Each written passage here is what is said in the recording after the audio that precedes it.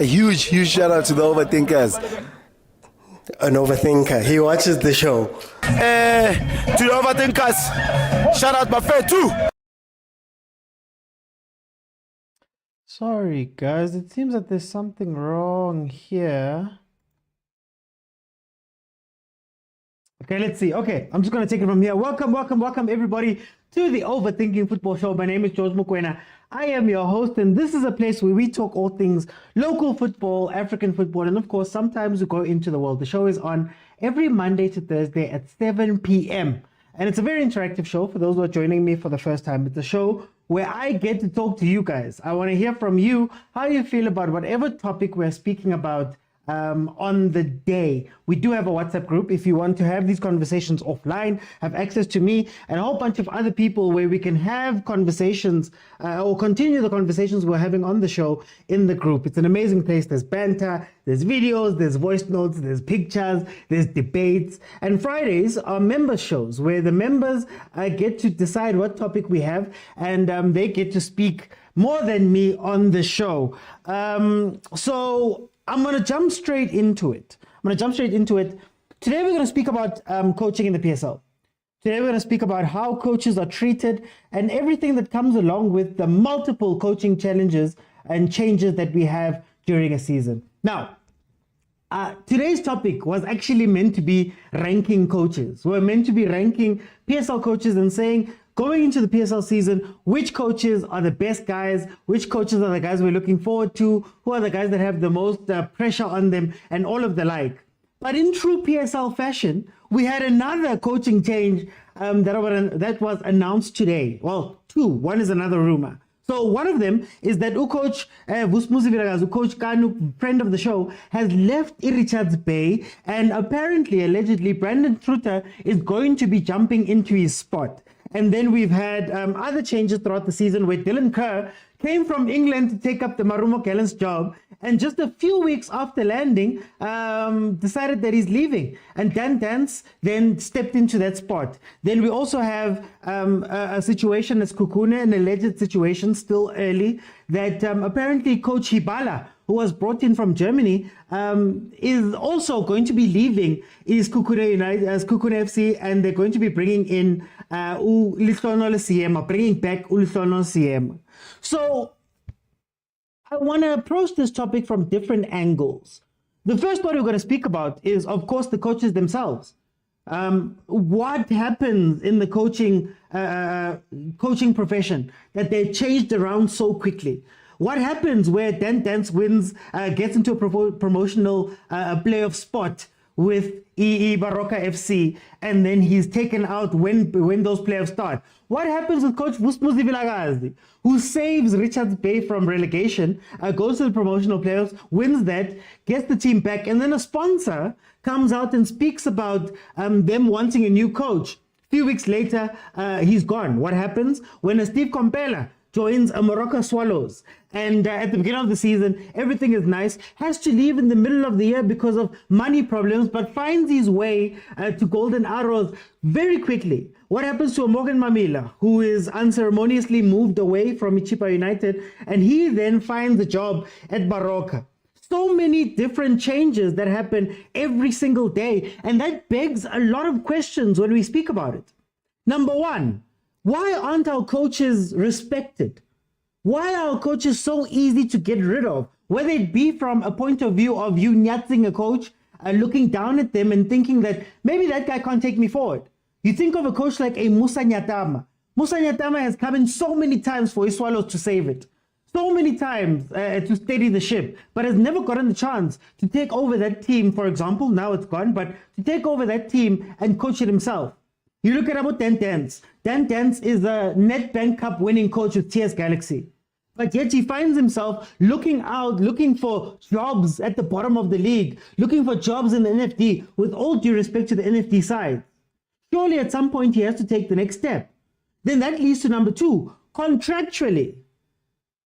You're telling me that our coaches can be moved about so easily without them having the right contractual backing on the legal side to make sure that that can't happen and that they are compensated. How many times have we heard stories of Dance, for example, coaching without a contract, allegedly, at Royal AM, coaching without a contract? How many times are we going to hear allegedly of our coaches signing 4-month contracts? And it never seems to be the international coaches. The international coaches come in and they're respected and they're given time and they're given teams. This Hibala coach, for example, who coach Hibala, coming from Germany, right, got the distinct chance to come in and actually take over a team that's going to be playing CAF Confed football. So Coach Siema worked for those 4 or 5 months that he was at Skukune to put the team into African continental games, but then doesn't get the chance to see it through. We've seen how other coaches have been treated within our league by our teams. Then we ask about the representation of these coaches. Think about it. Coach Ramovic was about to coach Raja Casablanca in Morocco. Coach Zinbauer left here and went all the way that side to Morocco. You have Coach Fotloza, who was coaching one of the big teams in Africa, Horoya. Why is it that our coaches aren't able to make those jumps? Why is it that our coaches get stuck here? I hear Coach Dance again, for example, always speaking about getting a big chance with a big team, getting a big chance with Pirates, getting a big chance with Chiefs. But maybe you are now seen as the Sam Allardyce in the country. Maybe it's time for you to go outside and go look for other opportunities elsewhere, as these other coaches do. Ernst Middendorf goes to Germany. Ernst Middendorf was coaching in Tanzania for a little bit right now before getting into a bit of a spat with the owners that side. Why don't we see our coaches jump and do those type of moves? And then number 3, before I open up, I want to speak about the clubs themselves. What is the long-term planning of a PSL club? If every day you're changing coaches, how do you make sure that the club has one identity? How do you make sure that that identity is carried through from the first team all the way down to DDC, all the way down to your developmental teams and those that have ladies teams? How do you make sure that that identity carries through to your entire club if every day you change? And even when they change, you know, you'd understand taking an exciting coach and bringing in an exciting ball-playing coach and bringing in another exciting ball-playing coach, so that there's a little bit of a lie. But today, Coach Middendorf is coaching me. Tomorrow is Dance. The next day, it's Coach Truta. The next day, it's somebody else. The next day, it's somebody else. How do we make sure that our clubs have an identity if that is how they are being run right now? Can you make sure that there's a line? We spoke yesterday about Stellenbosch. What makes Stellenbosch so strong is that one, Coach Barker has been there for so long. But also, Coach Barker's staff has been with him ever since the Amatax days, probably before that. So Van, who's coaching the DDC team, Coach Van, who goes and wins the Next Gen Cup, he's been playing that football with the coach almost his entire career. So how do we make that possible for other clubs? And at what point do we question our clubs? Because in South Africa, we have this culture of looking at the coach and making him the problem. And the moment they move the coach out, we breathe. Whew, the job is done. We've done what we needed to do for today. So these are the things that I want to speak about with you on the show tonight. Guys, I'm going to be very strict on time tonight. Please try to get to your point as quickly as possible. I will give you 2 minutes and I'll also ask you other questions. Certain panels may get more time if I see that there aren't as many people requesting, but you know how it works. Okay, so I'm going to open it up, guys. Please remember, you have to be following me in order to jump in so that we can have this conversation about the state of coaching and the state of coaches in South Africa. Feel free to request, guys, please. Let's try to get to 15,000 likes. Let's try to get to 15,000 likes today, and we can take it from there. So, guys, bottom of your screen, there's a button that says multi-guest. Those listening on YouTube, if you want to add your voice to the show, you have to join me now while I'm live on TikTok. click on the multi-guest button, jump in, and let's have the convo.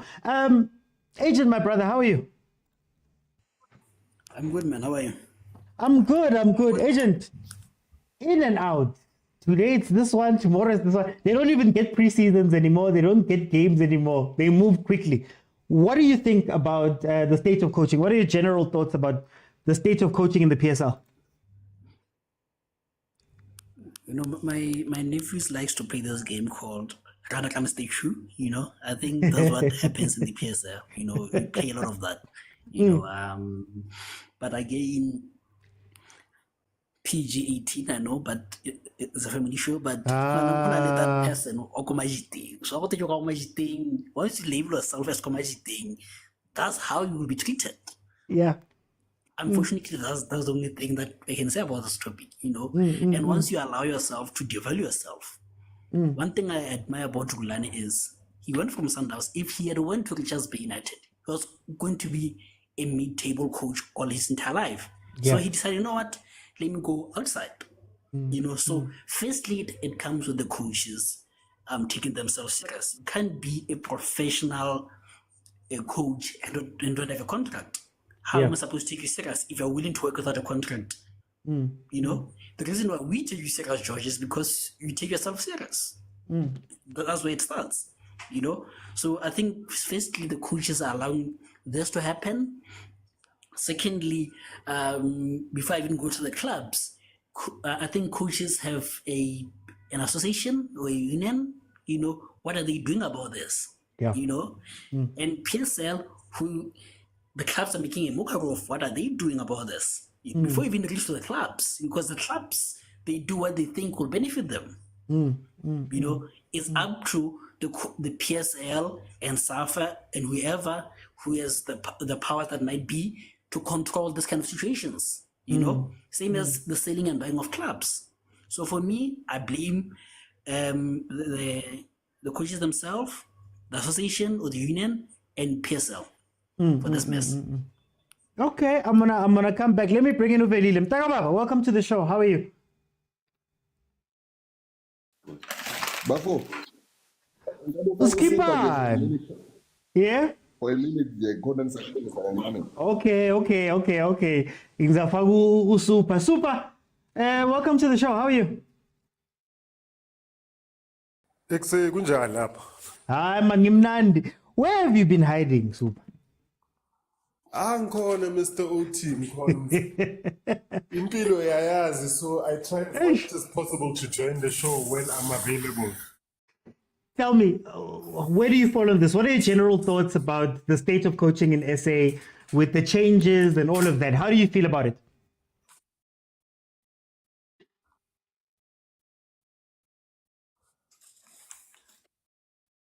Super. Oh, there we go. I feel there's a gulf in class in terms of the different coaches that we have. Okay.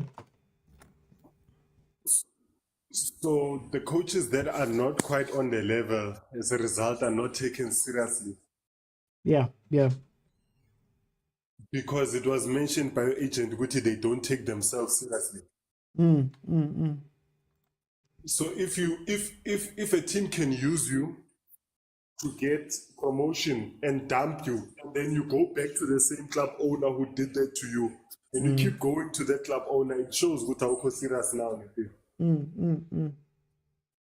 Another aspect of it is that our league is an owners league.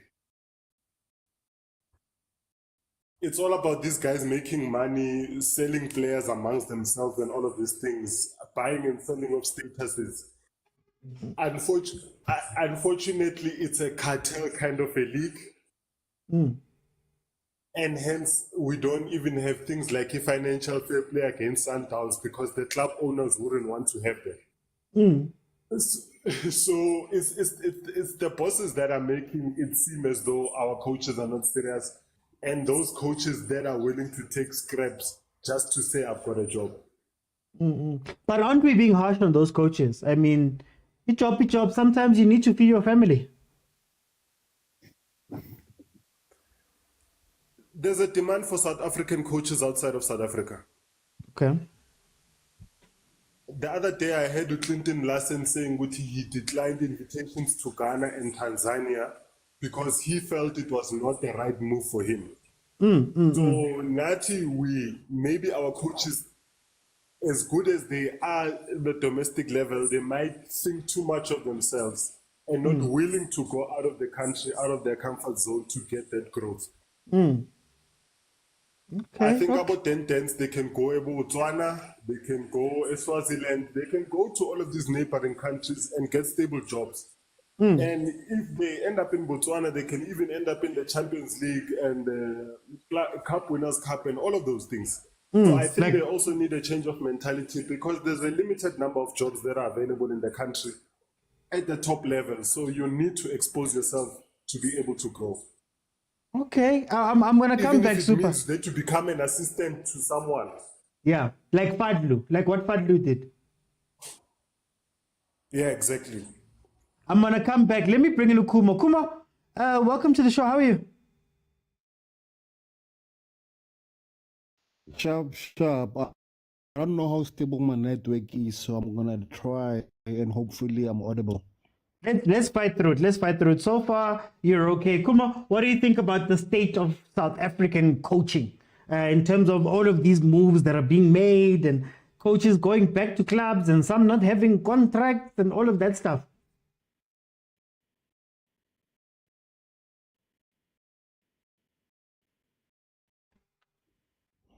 I don't want to use the word like it's the norm, but unfortunately, it's our culture. And also, I'm gonna play the devil's advocate on this one, right? Yeah. In terms of like, you know how much of a shoestring budget most of these clubs have, and if you really want to impact a club's performance or make any changes, unfortunately, the most obvious and immediate way you can do that is by swapping coaches, right? I feel like when you begin your coaching career as a PSL coach, from the very instance, I said dominance and actually treat people on how they should treat you. Case in point, Pitso Mosimane. He came to Sundowns as a vice coach, deputizing for Coach Pereira, right? He says, no, you saw how much money I was making in Bafana. This is how much I want. And I'm also going to require carte blanche in terms of like, I decide who I want to sign, who I want to let go, and who can assist me in terms of like my technical team. And I'm assuming there was also the situation on why Rulani left, you know. But if you're gonna be a coach like Dan Smalisela, who is a phenomenal coach, it is from Pretoria, by the way, but he's known as the guy, he's gonna come in 2000, he won't complain. He's gonna come, you know, when you are in a bind, once he gets your club to a particular place where you feel you are confident, then you're gonna bring a coach. Once that you deem like they are par and they can actually implement changes, they can take your club to that stages. The previous player was correct in saying that there's a market for our South African coaches. But if we're being honest, if you aren't coaching in the top 5 leagues here in Africa, where are you gonna go? I understand the joining coach and your CMS make a mark in Botswana, but also how much are you making? You know, you can't just uplift your entire family all your life just to go in peanuts for the sake of pride or try to prove a point for other teams in the PSL to come take notice of you. And so the statement, I don't know, like I'm thinking about our coaches taking seriously, yes, but it also depends on who you are. Okay. Let me go to Luzugo. Luzugo, if you're on the panel, you might get an echo, but we hear you perfectly. So I'd say turn down your volume a little bit on the phone, and then we'll be able to chat properly. Luzugo, welcome to the show. How are you?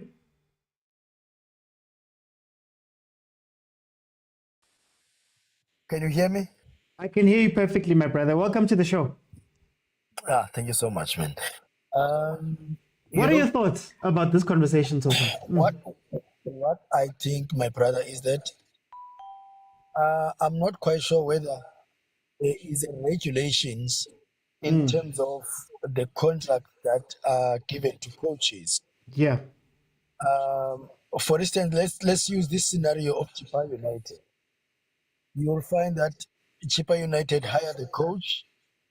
After 10 or 11 games, they fire the coach. And you ask yourself what was agreed on the contract. And also you find out the same coaches that were fired, they are going back to the same club. So that's why I'm saying maybe we have to find out what is exactly on the contracts that these coaches are signed. If we can fix that as a PSL, I think going forward we can be great, and also that can give us a sense of like we take serious of our coaches, because remember, guys, these coaches are spending a lot of money for the qualifications, so they don't deserve to get those kind of contracts where you hired today, then tomorrow you are being fired. I mean, it's unfair, guys. These guys are the fathers of children, and they have their families. So there's any worker out there who need to be protected by the same contract that you are signing. So I don't get that sense in these clubs. So it's being unfair, guys. Thank you so much, my brother. Agent, I want to go to Luzuko's point there, where he speaks about regulations and maybe the league having to come into this. Should we expect SAFA, the PSL? Oh, well, actually, no. Before I go there, let me see if Velile is on. Velile, are you with me? Okay, no, Niggas the chance. Velile, what are your general thoughts about this before I move on? Ngaqala nje first of all ngithi uyaphila kodwa. Hayi mina ngimnandi. Awuzwanga. Yeah man. Bese mangabe yabona empilweni. Mangabe wena ngeke uzihloniphe. So you cannot expect anyone to respect you.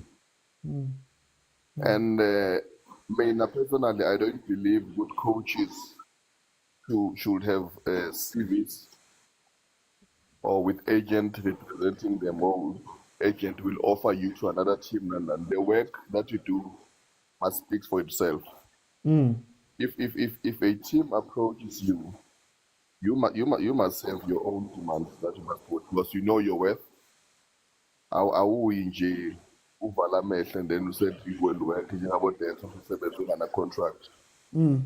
It starts with you first before the next opposite person can also respect you, because he can see the value in you, or whatever the way you present yourself. It's serious. But if you don't do that when as a coach or as an individual, then to survive, because most of these coaches, they behave like I'm a musicians, whereby you sign a contract to Lambile. Yeah. Most sign a contract to Lambile,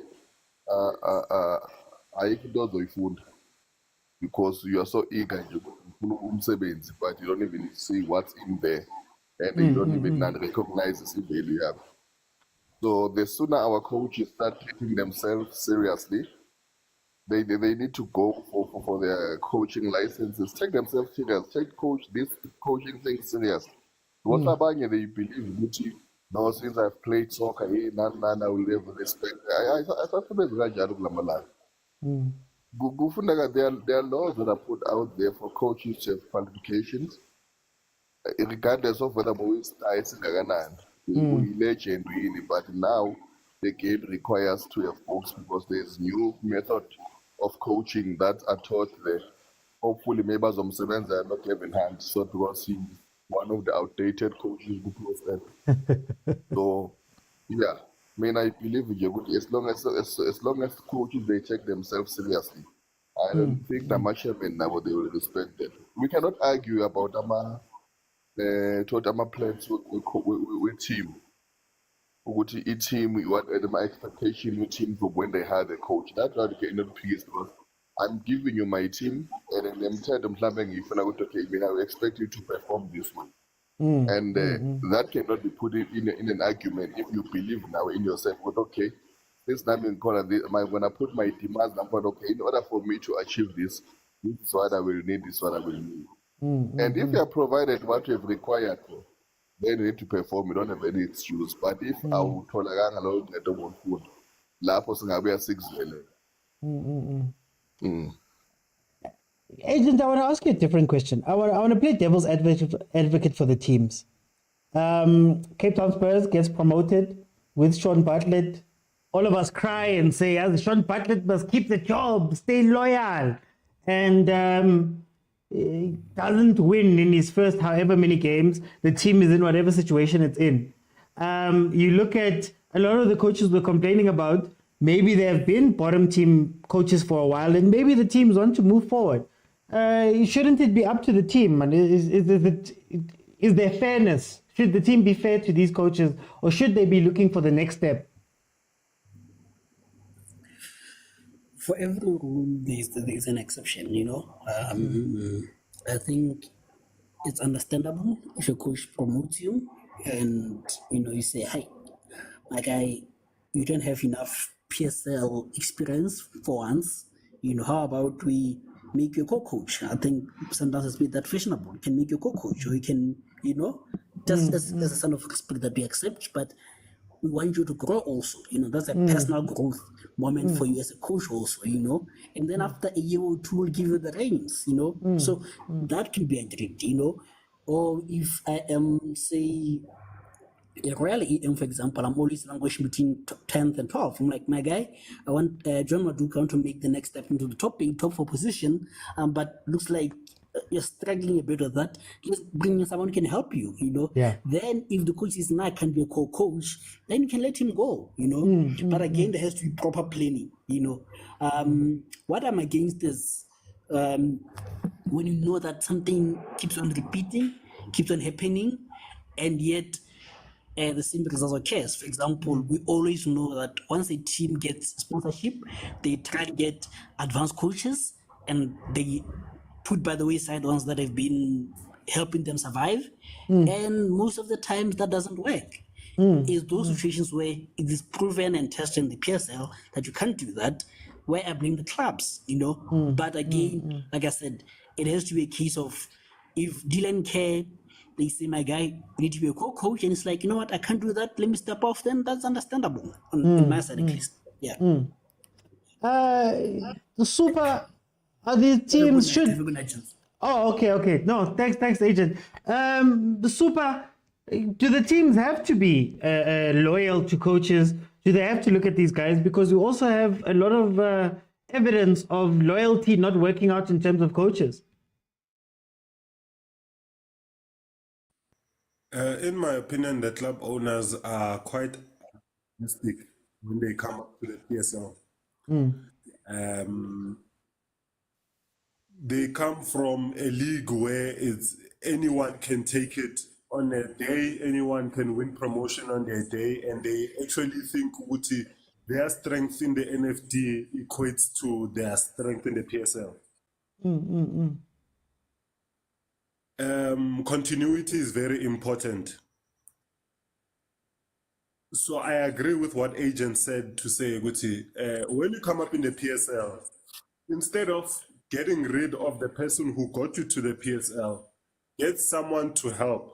But if you are employing already someone who's coaching in the PSL, they won't agree to that. But someone coming from the NFD should not have a problem with that, to say, we're actually protecting you by getting someone who's more experienced to take the fall for you while you are growing as a PSL coach. Yeah. So as I say, with the EPSL, it's a club owners cartel. It's not a players league. It's not a coaches league. It's an owners league. It's all about staying up in the first season, selling as many players as possible to Sundowns and Pirates, and then from that profits trying to get into the top 8 in the next season, which is not realistic. They don't have short, mid, and long-term plans. They just jump straight to aiming for success, but they don't have an understanding of what success is in their relative position. Yeah. So we've got people with a lot of money who can afford to buy clubs but don't understand football. And that is where the problem is. Can I ask you, Super, on the coaches' side, are we not maybe lying to these coaches that they can build themselves up? Like I hear everybody speaking about getting your licenses and doing all that stuff. Can you build yourself up into the position in an owners league, or is it just they're always going to look at you a certain way? And is there a way to avoid that as a coach? I think I mentioned earlier that coaches must be open steps forward. Umanqoba did. He was a head coach. He went to Sundowns to be an assistant. Has the same thing. He went from Golden Arrow, such a good season as a coach, but he was open to the idea of now reverting to assistant. And I think in the long term, what Mandla does, let's speak about him. What Mandla was when he get very good season with Golden Arrows and what he is now, and should be in a position where he to be a caretaker at Pirates. When he gets into the position, we'll be able to see that. Oh, so Super, I think your network. Personal pride needs to be away. Umuntu athola ama-qualifications and also learn from the best. When they opportunity again, they are able to seize it. But then, also same thing. I can say the same thing about him. But he stuck it out as an assistant. He eventually became a head coach, and now he's US dollar. So, as I say, there's a limited number of PSL are there who should be willing to take a step back, go get an assistant role to secure my future as a head coach because it will arise again in this league. Okay. Let me go to Kumo. Kumo, should these teams should they be loyal? I mean, we've seen so many cases of them being loyal and it doesn't work out for them. Are the teams just being right to say, you know what, Lithono Siema, thank you for getting us into CAF. We want to go get somebody who can perform for us in CAF. Yes, man. For example, I think the gents have said a mouthful of points that I wanted to make, so I'm just gonna add on to what they said. Unfortunately, this is all a moral dilemma. Yes, you wanna I'm gonna use I'm Sean Bartlett's case with Cape Town Spurs, unfortunately, as an example. I mean, like the guy, like when you go to PSL, you understand the caliber of people and the atmosphere and the competition is different. I mean, like Sean Bartlett just proved to us that, you know what, you were given 10 games to prove what you are made of. And because of that 10 games, you got us to where we started, which is back in the NFD. As you could see, when Ernest Middendorp came in, had Ernest Middendorp started off with Cape Town Spurs, I highly doubt they would have been relegated, right? In the NFD, you know the trickery that goes on behind the scenes with corruption, blatantly happening there. Allegedly. A lot of things. And I've got lawyers. I've got a whole firm on retainer. I don't have lawyers. I don't have lawyers. The views expressed by those on the panel are the views of the panel, not of the platform or the host. Yeah, as I was saying, so it's different cattle when Talohang. And most of the times, people that agree to coach in the NFD are not necessarily your first choices to coach your team. So Yeah. it's like, let's just give this guy, promise him a lot of incentives. And I don't know, because I'm not an agent. So maybe the first 10 games were like, was there in Sean's Bartlett's contract saying, should I promote you guys to the PSL? I want 10 games guaranteed. It was a true one. And that's why he was able to coach those 10 games. But my point is, bruh, once you get to the PSL, as much as you don't have a board or you just you don't have people that you answer to, but also you're gonna feel the push of like, you know what, if I'm gonna survive or actually compete, I'm gonna have superstars, right? Which you don't get in the NFT. You only get those watched out stars. So if you're gonna coach superstars, legends, you know, I need a coach who can manage those egos, who can manage their style of play, who's much more versatile, and ultimately can hopefully get us to CAF. And unfortunately, most of the people that are in the NFD don't necessarily have those skills. You understand? And with this instance, I can make a point and say, but no, he got you at your lowest. But Sean Bartlett actually proved all those PSL owners point correct. You can't take someone up and expect him to leave them there. And okay, one more point. As you can see, regarding the different leagues, with the NFD, you need someone who can play who knows how to play there. The same goes for PSL and the same goes for CAF. Hence why Sundowns will dominate you in the a Betway league, and a certain team with Abongile's help will dominate you MTN. But when it comes to CAF, they feel dismally. So it's difficult to get an all-rounder coach like that. Okay. Let me go to Prastomi. Prastomi, welcome to the show. How are you? Hey, Ochi, I'm great, bro. How are you? I'm Nandi Prastomi Naindaba. I want to ask you, do PSL teams have to be loyal to coaches that have done well for them, or is it okay for them to take them forward? Okay, Ochi, before look, most of the panelists are saying now. I hope Jensen Grand. Ochi, it's a question yako. Are PS coaches taken seriously? Did you know, na? And my on that answer, if you add something, Okay. which coaches are taken seriously by PSL? My answer, it says it's European coaches. So it always been the case that local coaches will always be taken not for granted. Actually, they'll be taken for granted as a coaches of locals, because it says a coach he should have proven himself somewhere else before he become a coach. Yeah. But you'll find out the EPSL teams, they are hiring these European coaches with the information that says they have a pro license UEFA coaching. So at some point, it will make things difficult for local coaches, because there are coaches that are preferable than the PSL ones.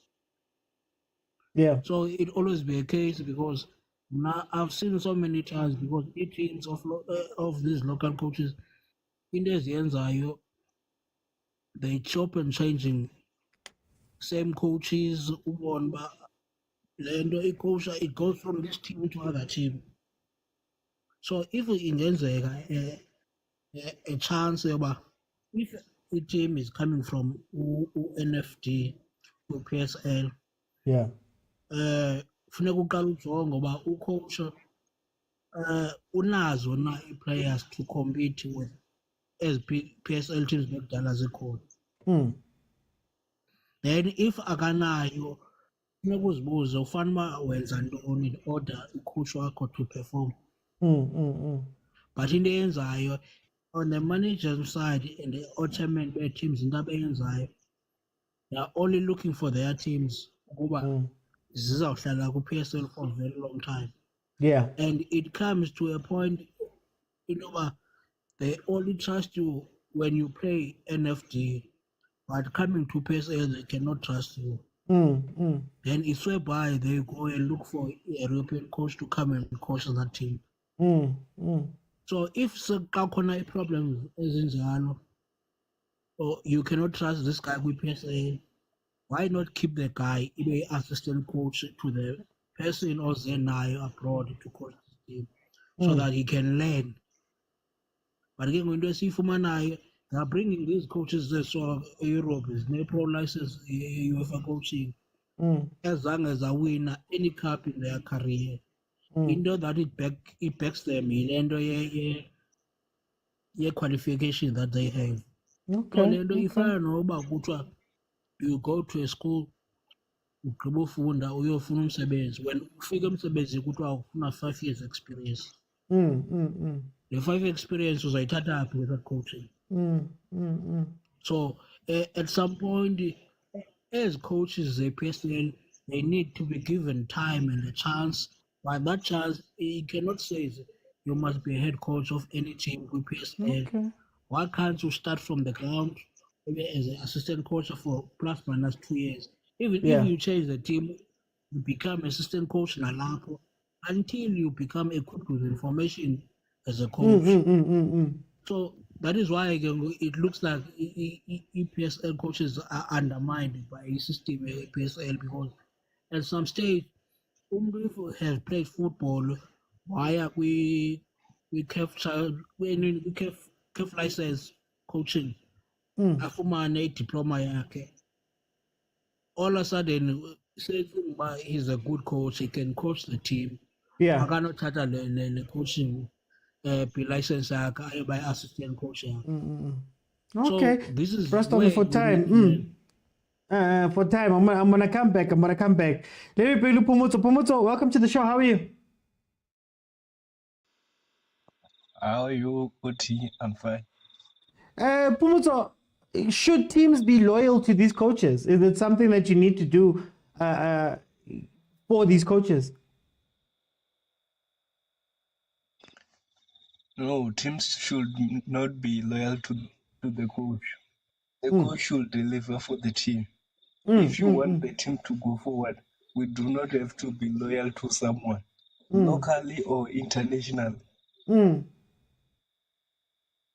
I mean, let's see, PSL is other standard from NFD.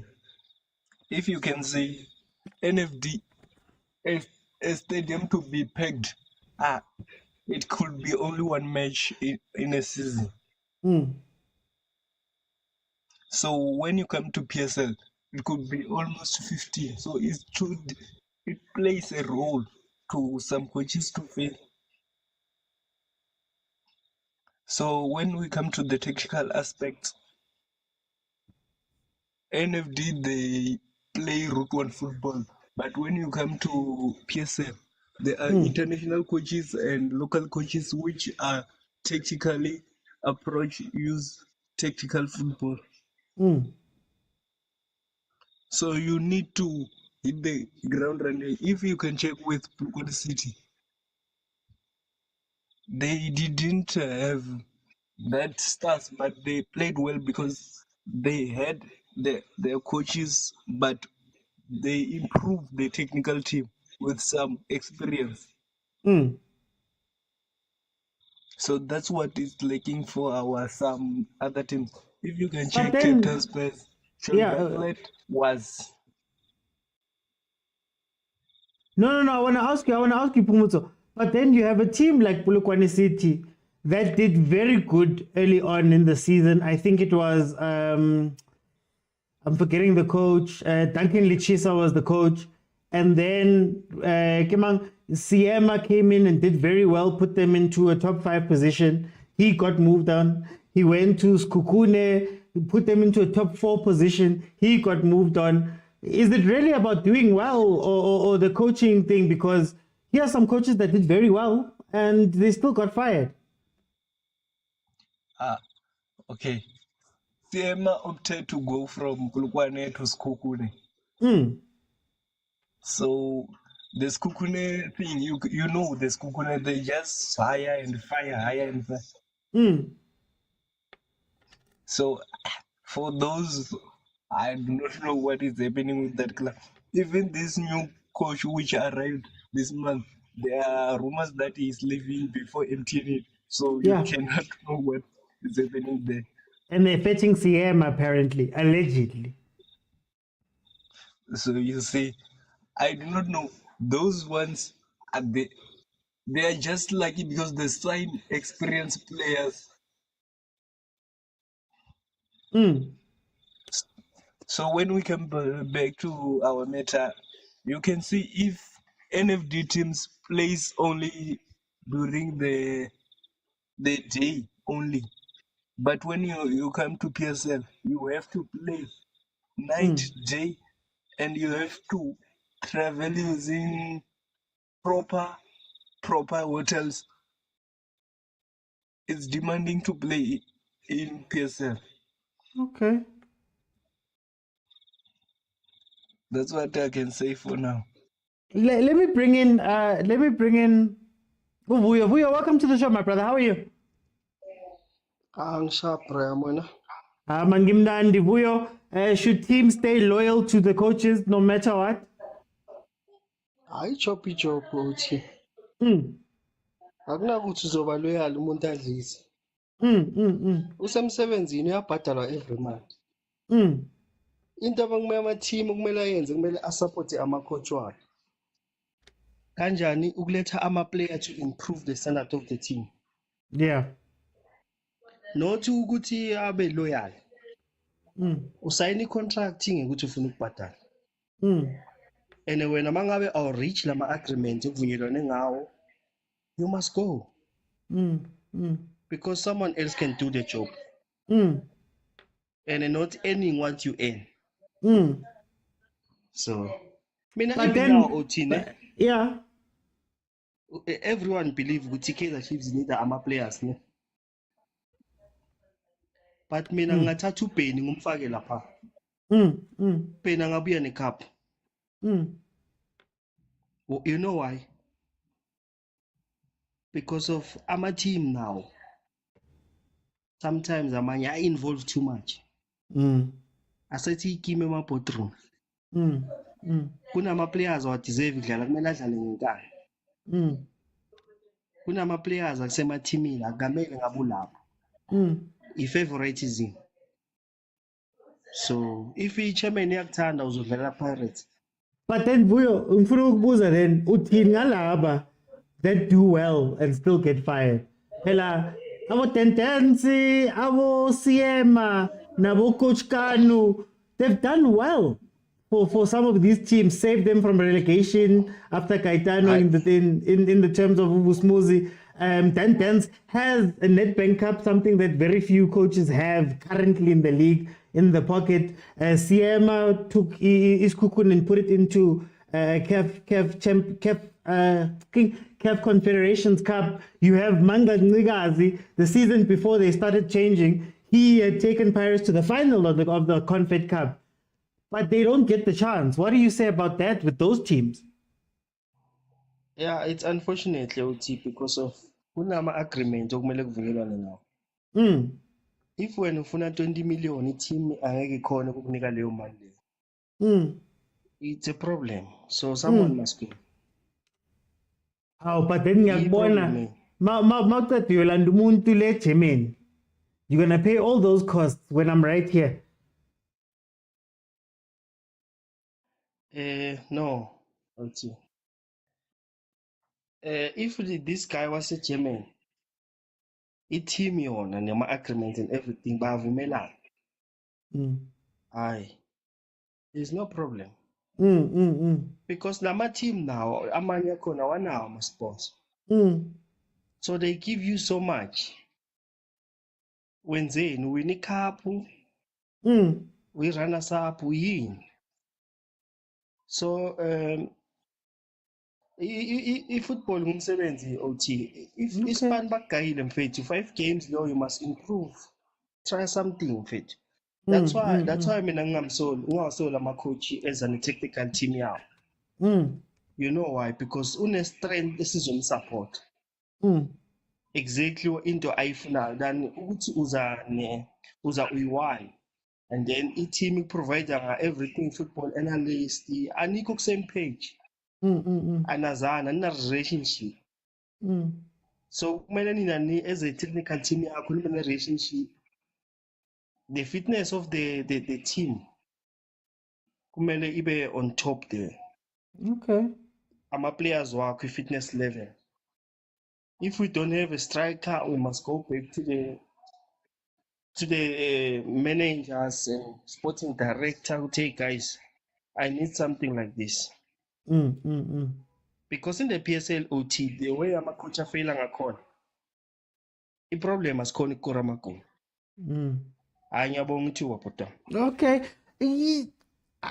Guys, please tap the screen. Let's try to get to 15,000 likes. Velile, I've got two questions. Number one, Ngati, even us, we look down upon these coaches. I'll give you an example. Sid Ramovic has been hailed by Tim Sugazi, UEFA Pro license, all of that stuff. But the only trophy that he has comes from 10 tens. Pablo Franco Martin that have come from, assistance at Real Madrid. Amazulu, for example, but then there's other coaches who are ahead of him. Number one, and then number two. Yabuza mina ngithi ukhona le ugijimisana noJohn Maduka ugijimisana noJohn Maduka le ngale of the league. So siyabanyatsa bo coach bethu, and then I want to ask Gavin Hunt, Eric Tinkler, Steve Barker, what are they doing differently? Bona Guti, they stay so long at their teams. What do they do differently?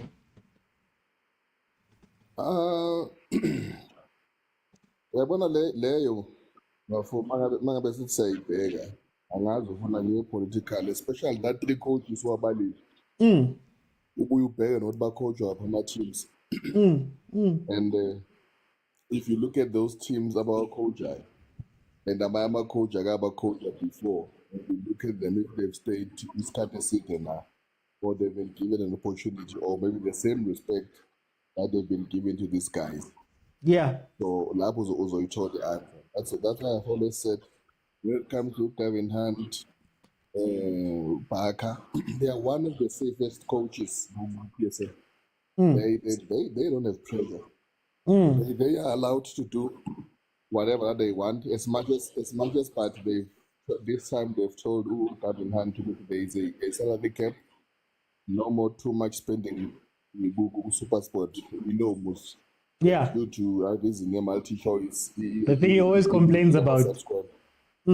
Yeah, I said, yeah. Atibona. They are being treated with kid gloves there. But remember, Eric, he once dumped Cape Town Space for Super Sport now. And he's been welcomed back for since then. And I think also they are the coaches that they understand I can say the criteria or the business. What's that? I don't know. I'm looking for the words. In corporate. Yeah, but the business idea would how income and so yeah, that's why you normally hear them. They don't complain too much when they sell players because they understand what type of a team and what are the expectations there. At the end of the day, if you look at those clubs, like Stellenbosch, they might not have too many sponsors, but you can see the way they manage, especially joint committees. You know, with every season they will sell 4 or 5 players, and it's money again, it's income for the team. So it's easier for them, and they have been given that respect. Not to say they've done well in the past, but lately, they haven't. There are those middle, except Steve Barker is improved, but like before, he was a middle table coach team. He was not as my team expected like a Sundowns or Chiefs or other ones. So they understood that's why Bona they could survive. And I could say if they make a plan, they give in respect that their chairman was available. There was progressive future. Okay, and then any question? Yokuthi man, ngathi siyanyatsana man. What makes a UEFA Pro license better than a coach that has won something here? And why do you believe Guti they're going to immediately Mabalend and they'll start working? No, it's not a matter of Sabanyata and about UEFA Pro license. Speaking about that about qualification. They remember they came into the picture whereby it became a demand from AMA football governing bodies, like especially good CAF. If your team participates in good CAF, they will need your coach to have a certain qualification. That's what got all this halabaloo of the qualification. And other coaches they will tell you about. That's why you even saw Bob Gavin handle they are attending a footballer. Even Nababo team club, but attend as a Naba USA fan. They were suffered years of us like with Hamburger.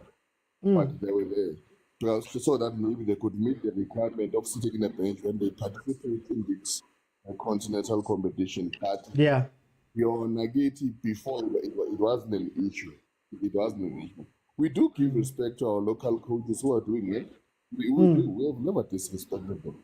But the minute we see that you are not performing in that team or not doing accordingly, you deserve to be fired. Because if football is a result oriented team, so if teams are fundamental result and we are not delivering, I will be fired. Because those are the expectations for you to deliver. So, but if you don't meet our expectations, so it's like that. Because at the end of the day, so that's a good relegation, and we don't want ourselves there. Okay. Super. Same two questions to you too. Do we look down upon our coaches and maybe their experience and maybe their licenses as well? Because we speak about these other coaches so highly, even though when you look at the records, I mean, I'll use CS Galaxy as the example. Sid Ramovic, I think it's his second or third season. 10 won a Nedbank Cup with CS Galaxy. He's got a trophy. Steve Barker, that's the second question. Steve Barker, Eric Tinkler, Gavin Hunt, what do they do differently than everybody else? Thanks again for the opportunity. When it comes to our coaches, I go to Siabanyatsa, which is like a certain level of detail which they They come with the pragmatism, they are also economic with the way that they do. And hence you see the success is, but the improvement the club is immediate, which is what Usiad brought to Galaxy. Yes, who sentences on a Nedbank, but that's only 7 game tournament. He has 7 good games, a trophy behind his name. Anyone can put a run of 7. Him, it just happened to be, and now it has been immortalized to his name. So what has brought is this Galaxy. To be honest, from his Sundowns to Pirates, what do you see Dramovic has brought to the club? What other European coaches bring to the club as well? Won us a trophy, and then they got us into a CAF final. There was no ability in the team. Even time the team could lose. Yes, Jose has only won 4 trophies, but you were seeing a constant improvement in Pirates to the point where the entire league is now actually take on Sundowns. Super, can you try to turn down your volume? Can you please just try to turn the volume down on the phone? I think there's a bit of an echo. You're cutting. Okay. Let me... How's it now? Yeah, try it now. Let's see. Okay, so when it comes to Abo Steve Barker, Abo Eric Tinkler, Uvelile has said it. But once you play for one of their clubs, it's your reputation is not on the line. You don't have fans saying, why didn't Stellenbosch make the top three? There's no one looking forward to the Cape Town derby. There's no much pressure. They don't face the same pressures as the Soweto team, the Pretoria team, and all of these other more African supported teams. It's not a matter of racism, but it's a matter of what there's no passion behind those three clubs. The result for them, it's strictly commerce. You do well, you get into the top 8, you guarantee yourself a certain prize money from the league. You guarantee yourself an opportunity to win 8 million at the beginning of the next season. And if you are even good enough, you even give yourself an opportunity to earn some dollars a CAF. And if that all doesn't work out, you can still sell your best players to Sundowns. So it's all about money for those clubs. It's not about passion. It's not about their history. It's not about anything like that, of which I don't hold it against them. They've just found a way to make the PSL work for them, which is from a commercial point of view. So these players are basically cattle at a ranch. They can sell off to the highest bidder, take their profit, and then try again next season. And if they so happen to have a good season, it's a bonus for them. But it's nothing to do with passion. It's nothing to do with building South African football. It's just about we don't leave any money on the table. And hence, after so many years, we've actually got a team from Stellenbosch, of which traditionally as South Africans, we know that Stellenbosch is not interested in the rest of South Africa. But there's money on the table in this league. Dr. Kaizer, Dr. Khoza have built this thing into a commercially viable product, and now they want in. So that's okay. Committees, it's a bit different. Committees has really been He's got history. He's really been a servant to South African football, but he also looks at things from a commercial perspective. That's his bottom line. So those three teams, Swabega one side to the rest of the teams in the PSL. Okay. Only for the reason of if you look at the owners, you understand what their game is. Let me go to Kumbo. Kumbo, same two questions. What do Gavin, Eric, and what do Gavin Hunt, Eric Tinkler, and Steve Barker do differently that they're never in these situations? They've got long-term contracts. They've been at clubs for a very long time. Even when they bounced around a little bit, they sort of righted the ship. What are they doing differently? And then secondly, are we disrespecting CAF licenses? Are we disrespecting local coaches with experience in favor of these UEFA UEFA Pro license holders? Well, besides those coaches being white, that's my funny. Aside from Supersport, those two clubs, nothing's really expected from them. Okay. They aren't expected to actually challenge for the league. The situation of why not? You know, even like according to Gavin's own words, he always complains that his management always sells his best players, right? So it points out to us that, you know what, the club's mandate is the bottom line, which is to maintain the profit, which I'm also going to echo super sentiments. It's a fact, that's how it is. Like, if these clubs were to take themselves seriously, because we know they've got fantastic academies, they know how to develop players, and they can probably, if they wanted to, they can start to compete, hopefully with Sundowns, because in the next 5 years, in the near future, they'll probably overtake Chiefs and Pirates because they are that good. Especially with Supersport, the club has pedigree to back it up. So when it comes to can I ask? can I ask Kumo? We've seen Caetano Tembo at Supersport and how quickly he was moved along. We've seen Gavin at Chippa United and how quickly he was moved along and at Kaizer Chiefs.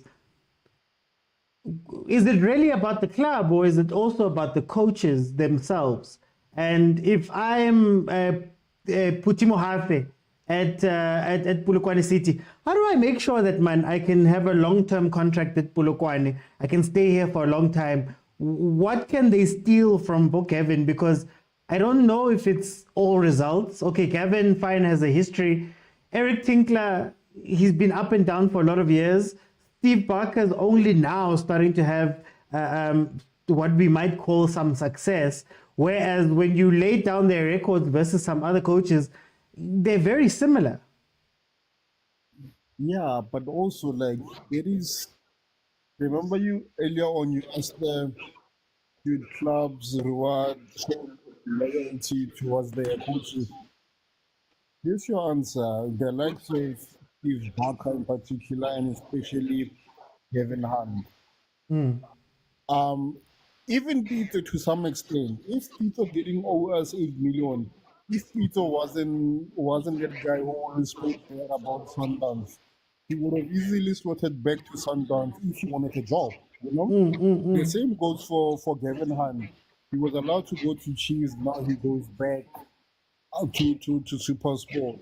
That is loyalty. So that also shows us that he has a home in SuperSport. You know? So it's all about relationships because you know how outspoken Gavin Hunt is. Yeah. And we know how close-knit the Motaungs are. So when someone tells you when you are from a place where you always speak your mind, you aren't afraid to criticize the management because you know how Gavin Hunt does all the time. So it doesn't work everywhere else, you know.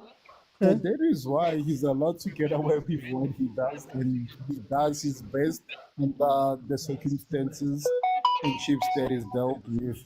And that is why he will forever be a sport icon. Okay. Let me. Then CAF licenses. Are we disrespecting CAF licenses? Are we disrespecting experience of our coaches here and some of the results that they've gotten? In terms of when we compare them to the European coaches who maybe haven't done anything here yet, but we put them up on a pedestal. Are we doing that when we speak about it, about these coaches?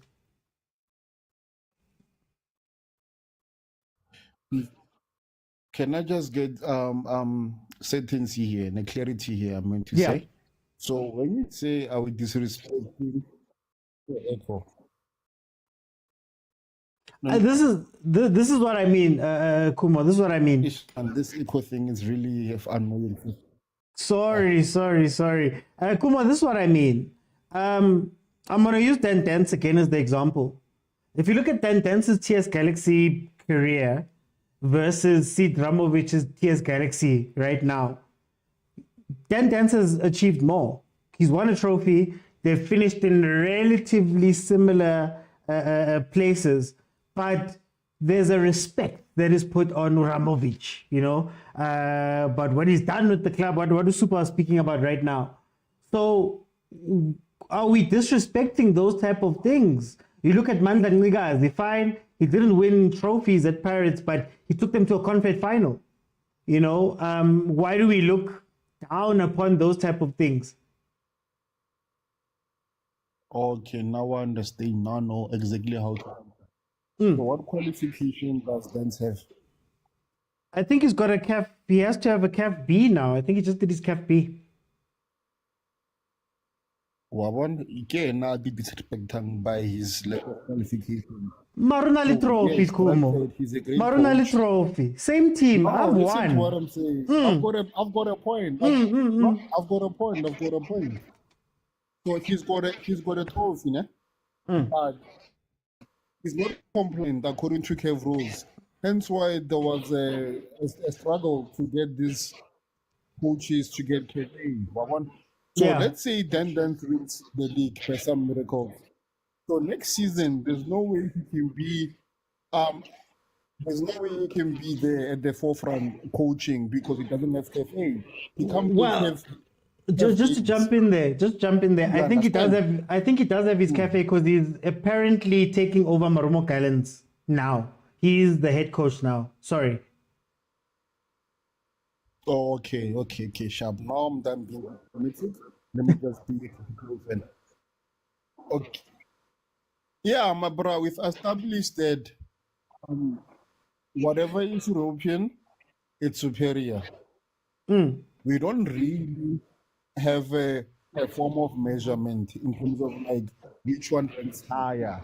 And if CAF is inferior to the European Pro, how can we base our standards and to be on par with the UEFA Pro? So once mentioned that when you come from Europe, you just need a passport to come and coach here in Africa. But with us, you need experience, you need to have coach stability, you need connections, you need to sell off your parents, you need to bribe Sir Blatter as well. There's a lot of things that you have to do for you to be taken seriously. They can easily give clowns like your Arteta, one of the biggest in this industry, but they can overlook Pitso, who has proven, who has a track record across 2 continents. You understand? Yeah. So unfortunately, that's the case.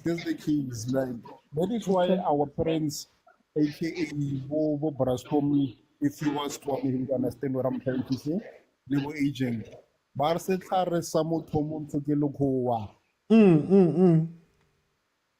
That loosely translated, medicine for a black person is a white person. Yeah. It hits harder if you know Swana. But yeah, man. Okay. Europe is best, Africa is not. That's how we are conditioned as people. Let me go to Prastomi. Same 2 questions. What are Gavin Hunt, Eric Tinkler, and Steve Barker doing for them to have this longevity at their clubs? And then secondly, are we disrespecting, South African coaches? Even if he's got the CAF licenses and everything, on a little trophy in the pocket, we still look at them as lesser than European coaches who haven't maybe done anything in South African football yet. OT, I will start with the question. Steve Barker. Before I answer that question, tell the answer that I need. Okay. Coach Tinkler, ikhona enye team he has coached after Cape Town City changed the name from Black Aces to Cape Town City. Does Cape Town City had a new coach before him? Or there will always be him? I think he left at some point. I'm trying to remember. Did he leave at some point? No. I don't think they've had, actually. Not from when Tinkler came in. Yeah, my thought exactly. It's like Nalenda ka Coach Steve Barker. Steve Barker has been there with that team. So at some point, any teams that are owned by these so-called white people, I think at some stage they believe in loyalty. That is why they are keeping their coaches for a very long time. Even if the coach goes out, they make sure by coach Pindibuela on the same team, just like Gavin Hunt. But when you go and look where's your teams, it's fun and about Moromo Gallants, Golden Arrows, Richards Bay, Kaizer Chiefs, mostly of those teams that are owned by black people. You'll find out is ends and land shuffling the team. Now and then, no coaches they've been going. A whole coach Mazia has stayed for a very long time in the team. So that no coaches Mazia seem recognized as these coaches city that are doing better now. Because in the sense, some coaches are team that are black owned. They signed in this fund about 3 years, but you'll find that not even one coach oyigqibile i-term yakhe as a coach. Yeah. They got fired.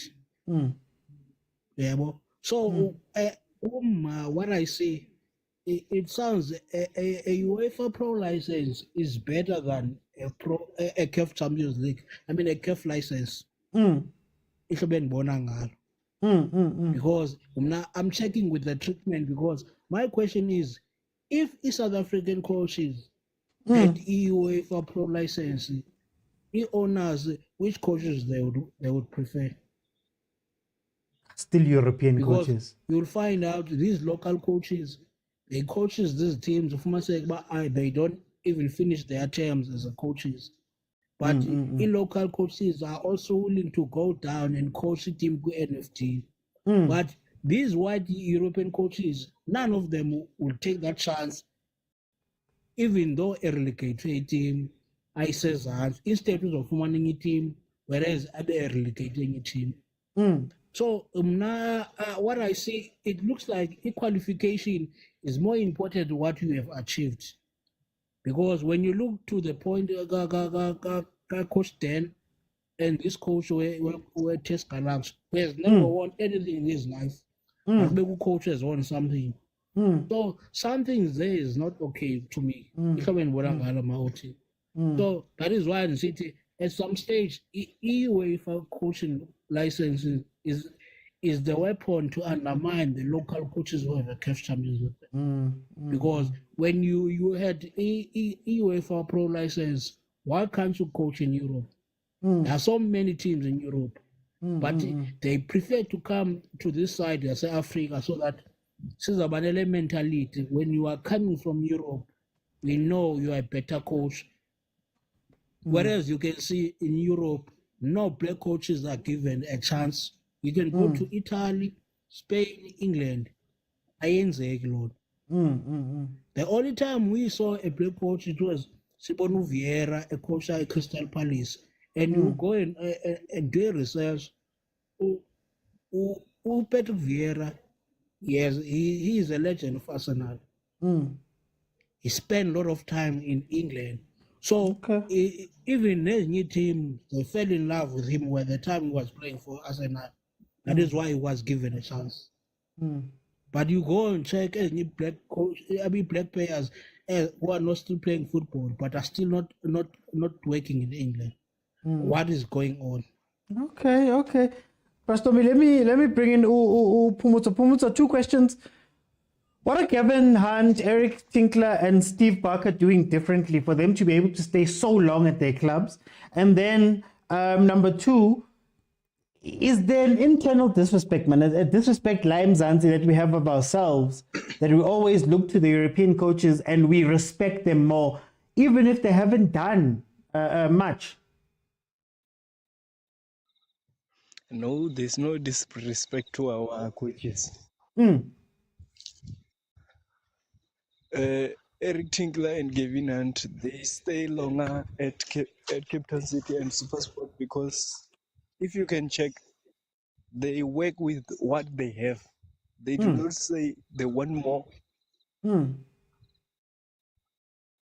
So our local coaches intend to say they want more. If you can check even Siad Ramovic.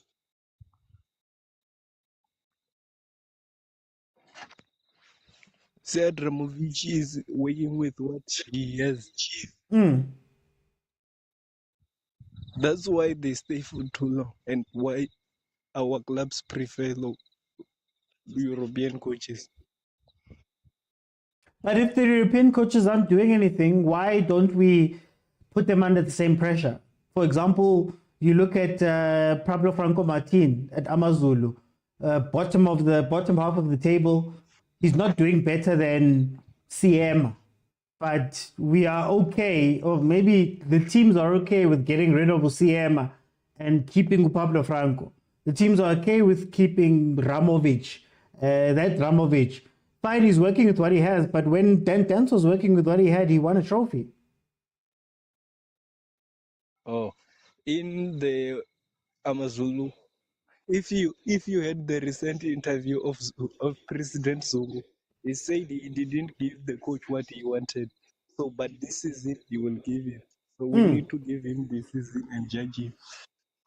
Mara Benny finished number 2 with the same thing.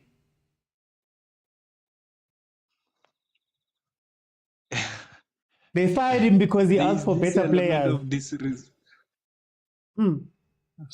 disrespecting our own. Even if you can check in Premier League, there is no England coach. Yeah. Yeah, I think when you are locally, they disrespect you. But And then, okay. No, go on, I go on. thought you wanted to. No, you can go on. Okay, our coaches need to improve even our owners because they prefer more European pro. It's like when you have a child from Modern C and a child from a public school. Which child will you rate the best? You will rate the best that one from a Modern C. You see? Yeah, that's what is happening between UEFA and CAF license. Okay. Let me bring it to Vuyo.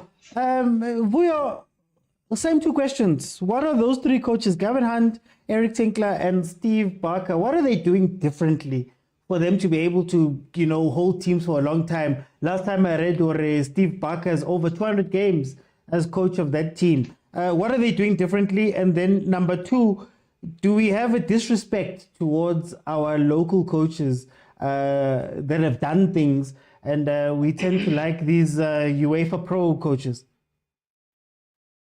Ngizocala ngale disrespect. Yeah, I think we have a disrespect.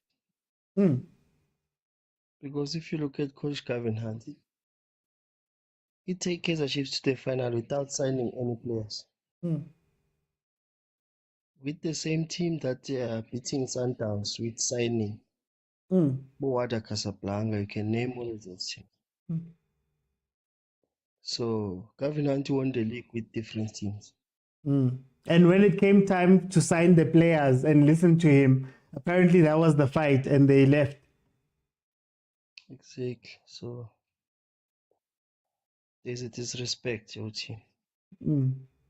Because a European coach, he can come. If I was a European coach, I was going to make the license and come to South Africa. I get a job. They don't need that I play football or whatever. You don't need those things. You don't need history that you own a cup. No, as long as you are a European. So there's a disrespect, OT. And then those 3 coaches, what are they doing differently for them to stay at their teams for so long? I think the teams, they have their mandates to say, stay to the league if you can, do the runners-up or give us one cup or go to the final. Because those teams, they sell players, OT. So it's only this season that Stellenbosch didn't sell anyone. But usually they sell someone. Supersport sell players, Cape Town City sell players. So are you expecting the coach to go and score goals because Mario is gone? So you need someone as a owner of the team to understand it something. And John Committee is one of the legends. Because he signed players, he sent players to Europe. He got a structure, he got a core.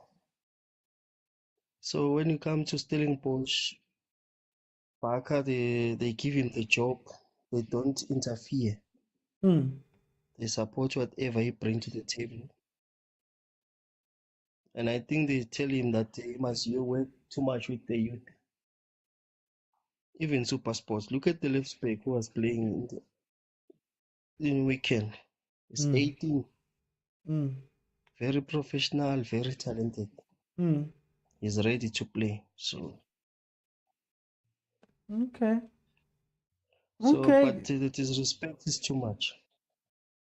No, let me bring Mqo. Mqo, welcome to the show. How are you? Hey, OT, how's it? I'm good, Mqo. I'm gonna throw you into the deep end. 2 questions. With coaches being changed every day, what are Gavin Hunt, Eric Tinkler, and Steve Barker doing differently? And then number 2, is there disrespect, man? Where we here in SA with SA coaches, where we disrespect what they've done and their licenses, and tend to just love European coaches or UEFA Pro coaches. Let me start with the disrespect part, because that's a burning issue. There is some level of disrespect, and it's been evident for some years. If you look at the attitude of the team owners, you can tell that they idolize or prefer foreign coaches more than our local coaches. And I have an opinion on that as well, because I feel like it's due to the fact that we have this idolization that we have for European football. Yeah. We think it's better, and for obvious reasons. They've got everything. Their structure is better. You can see even with the development of the players, tactical abilities of their players as well. So I don't think it's an issue that we idolize them. My issue is that we seem to be neglecting our own. And then we've got coaches that are students of the game. They are willing to learn, and we can help them as a football association or South African football team owners as well, to make sure that they can coach our teams and sort of prioritize them and see if we can contribute meaningfully to their development. Yeah, so I think the fact that we see Europe as this a big league, that we can get anyone from Europe to come and be better than our own coaches decide. I think that's a skewed mentality, because not everyone is better that side. We still have our own. I mean, like, look at the past 10 years. Which coach has won the season in the PSL? It's South African coaches. Yeah. From a You specific get what team, I'm trying but to say? I don't want to say but too still, much. Yeah. Yeah, let me quickly go to the 3 coaches that you've mentioned. I want to put Gavin Hart as an exception there. Yeah. Gavin Hart has won 3 league titles with SuperSport United. He's won a league with Bets as well. I mean, there's no argument there that he's one of the best coaches in South Africa. Yeah, but now in terms of preference, when you compare with the other coaches, especially these 3 names that you've mentioned, this color.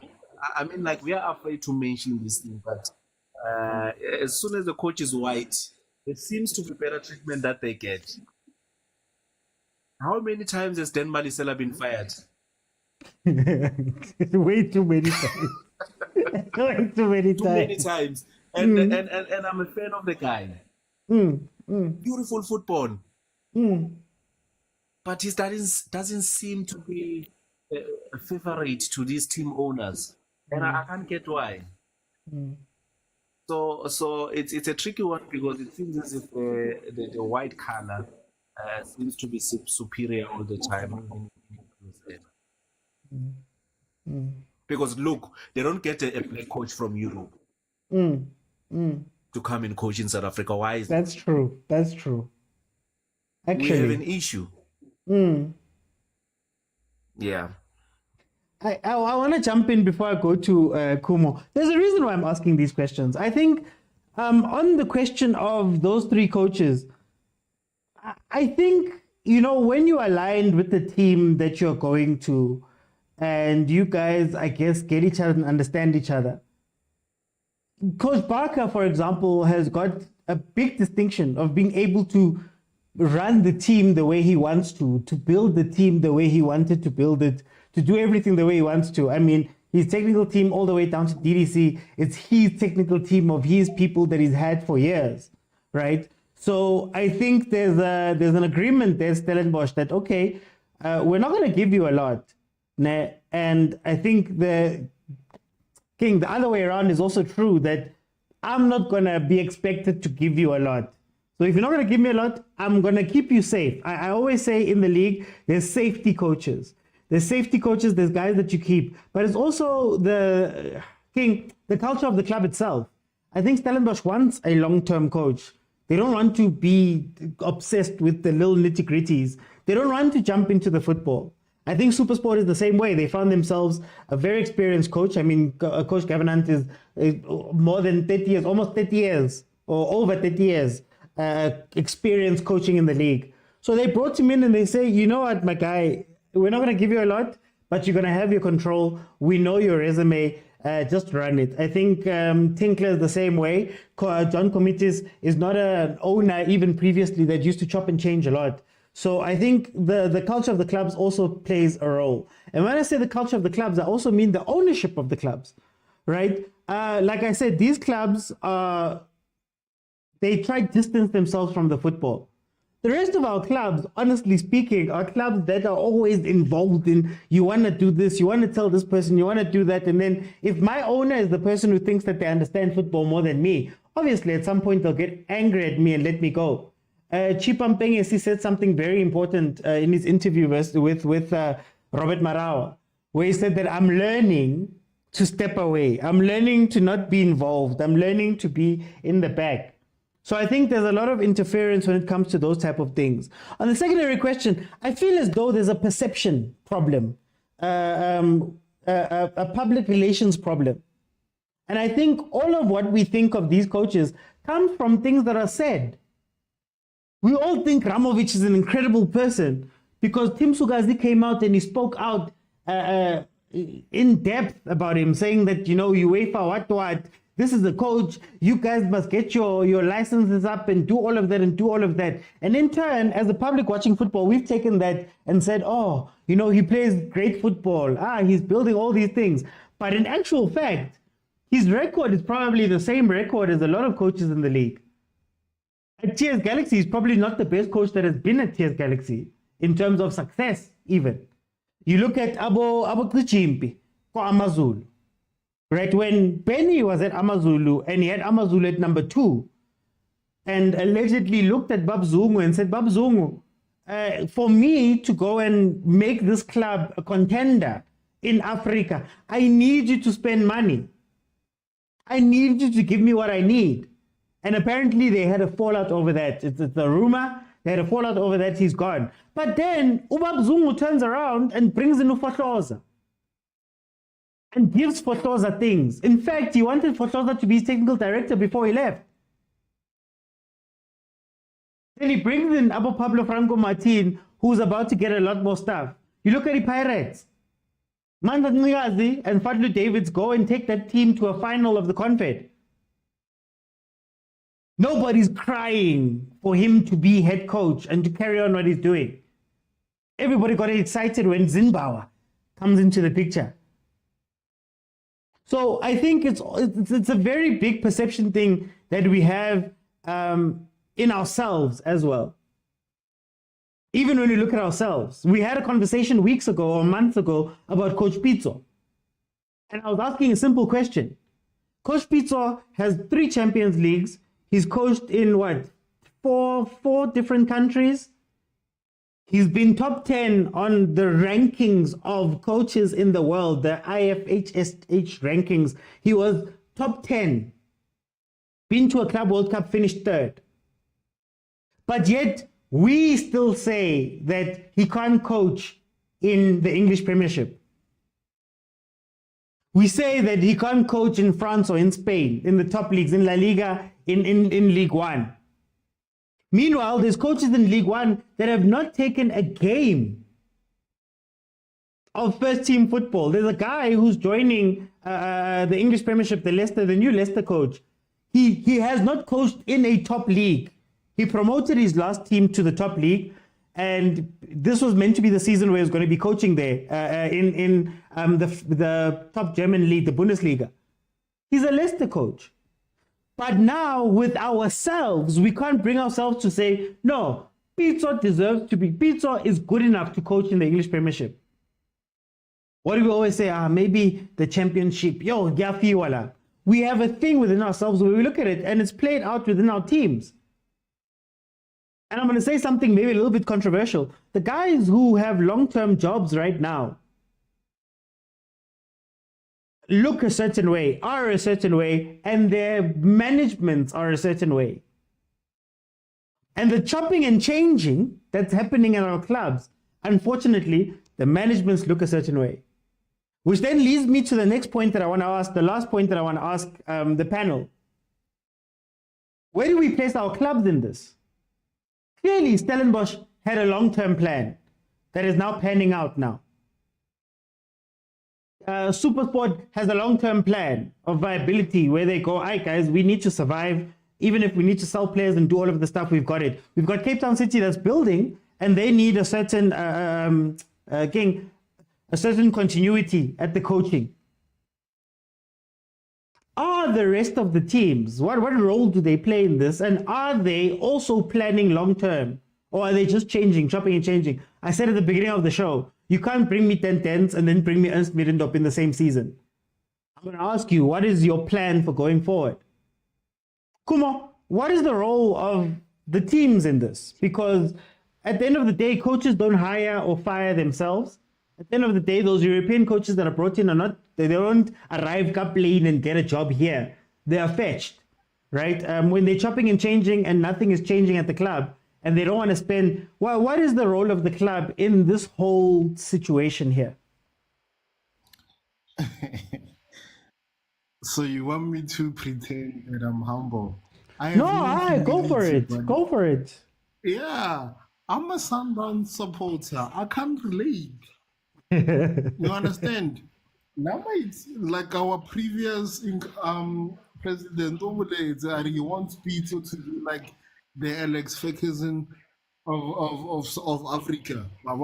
Even now, the incumbent over there are like, it's a picture like Rulani left on his own accord.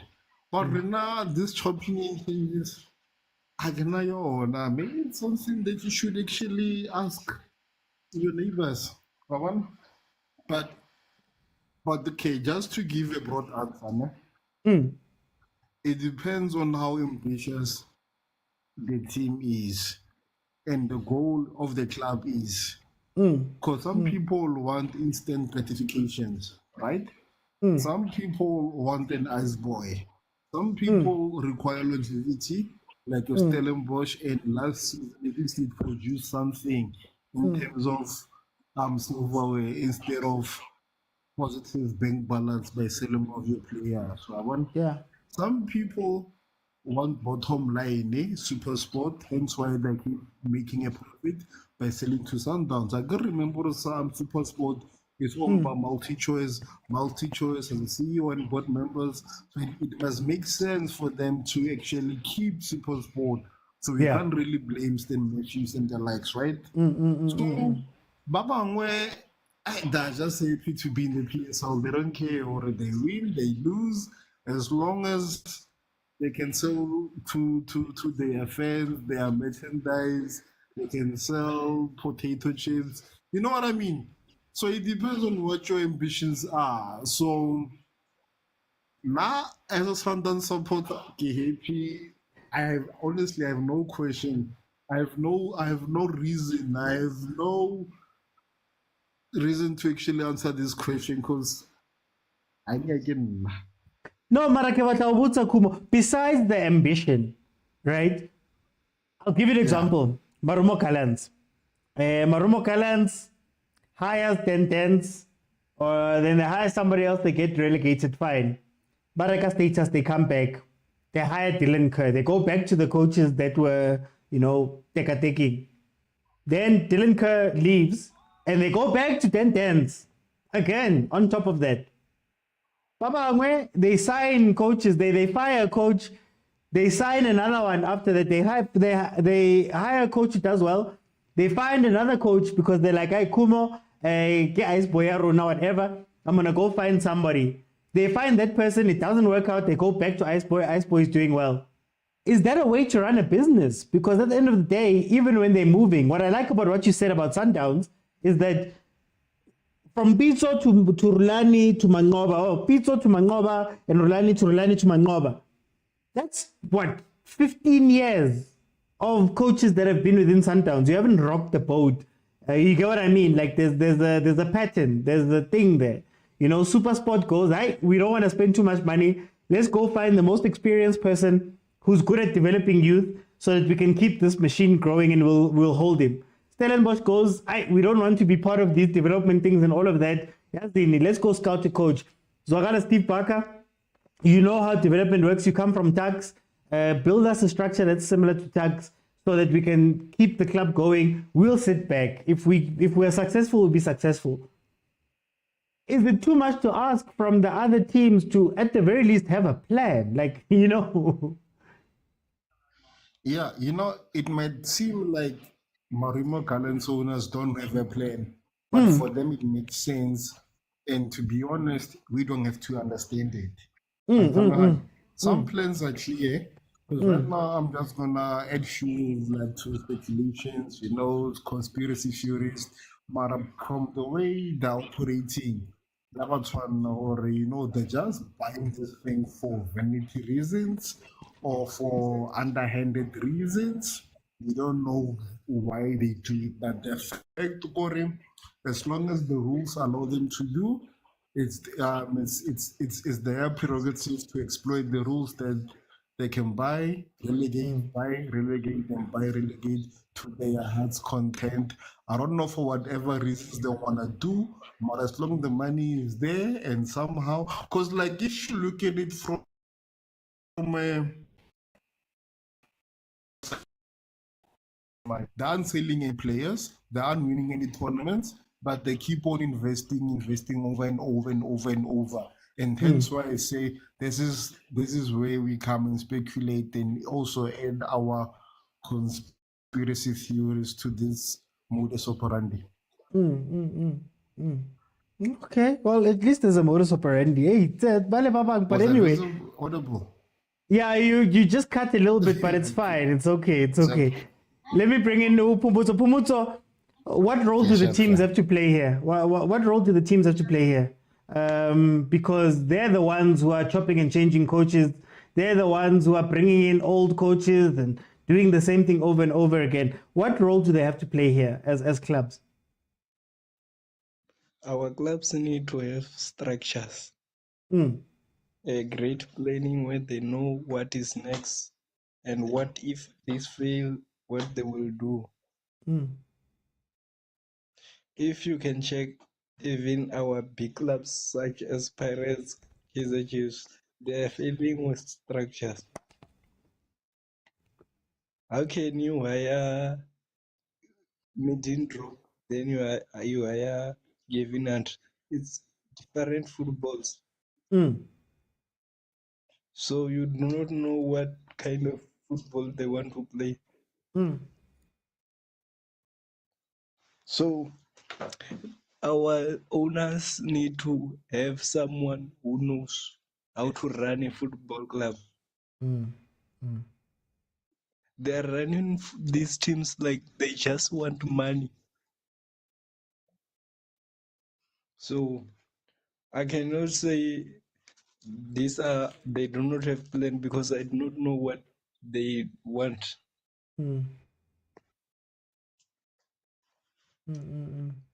Okay.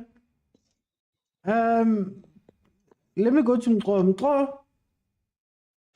What role do the clubs have to play in this whole discussion that we're having here? It's a huge role because they are the ones who are supposed to understand the vision. Who was speaking about the structure. That goes without even mentioning to have a proper structure. What is your development? And how do you get to sign new players to fit your plans as a team? And also what informs your decision in appointing coaches? What are your long-term plans and short-term? you can't tell me that you get promoted this season and the only thing that you aim to achieve is to survive. It makes me feel like it was just a fluke for you to qualify and play in the Premier League. Because now it's you acting as if you are surprised that you are playing in the Premier League. You were supposed to have plans as a football club. Yeah. So it makes me feel like when I see teams chopping and changing coaches, it makes me feel like it's really like there are no clearly defined goals as to what the club aims to achieve. So having a proper structure and because remember this is like an organization, everybody that is there is supposed to do their job. Yeah. Yeah, so I feel like they play a huge role, but I wonder if they take that role very seriously. Team owners. Okay. Let me do this. Okay, guys, thank you so much to the panelists that joined me. What I'm gonna do is I have a member on the line. Oh, you know what? Let me bring both in. For the last 10 minutes, and then we can hear what they have to say. I see Moses also send me some gifts there. Moses, sorry for not being able to bring you in just a little bit of time. So I'm just going to allow you to give me your thoughts and a closing statement for tonight. Sorry, I'm throwing you into the deep end. No, it's okay, bro. I just have a couple of things. I'm going to cut them short a little bit. Okay. Yeah, what I've realized with the PSL teams is that our coaches, they don't take themselves serious. It's like in most instances, you find that players being promoted to become an assistant, and couple of, having that happening, then you are told that the players that we came up with from NFD, whatever, then you are not even allowed to find your own players. So that's the first problem. So that makes the coach excited to just sign contract, take the job. Okay, it's fine. I will do whatever with this coach. Yeah. Even Jose Mourinho failed while in it.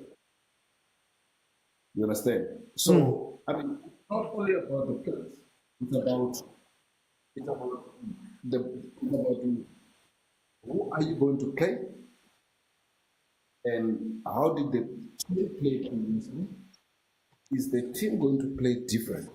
Yeah. What do you make? What changes do you make for the player to play different? Example, I'm going to make an example because I'm a Kaizer Chiefs player. Look what happened with those previous coaches, Arthur Zwane, Gavin. Milford. Yeah, Milford, all those. So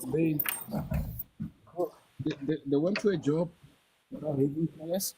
So believing that whatever that's there, work for them. You understand? So now, whatever that was there didn't work for them. They couldn't realize because now the seat was burning. So while the seat was burning, I mean, if you have a lot of pressure, it's not easy for you to move around and think straight to say, what do I change? Who do I bring in? Who do I remove? All those things. So they fail because they fall into a trap that I'm happy with the job that I have. Getting that with a mandate that you must be complete. Okay. You understand? So now let's have a look at Coach Covenant quickly. Coach Covenant did well with Kaizer Chiefs. He went and played the final without having to send any player. That's with the fact that he's an experienced coach, he knows what he wants, he knows what he wants to do with the team. Then people failed him. I heard him on interview saying that I still have unfinished business with Kaizer Chiefs. Okay, let's quickly run to Steve Compera, Motsepe. What happened? They went and played the same players. Players whom they can't compete with the current teams. Other teams signed quality players. Everything is going well. They're doing good. Look at Mamelodi Sundowns. Look at Orlando Pirates. Look at Stellenbosch. So we will say our SA coaches are not good. No, the problem is that they are failing themselves. Why don't you go? Why don't you do a homework? As an example, for the whole PSL teams.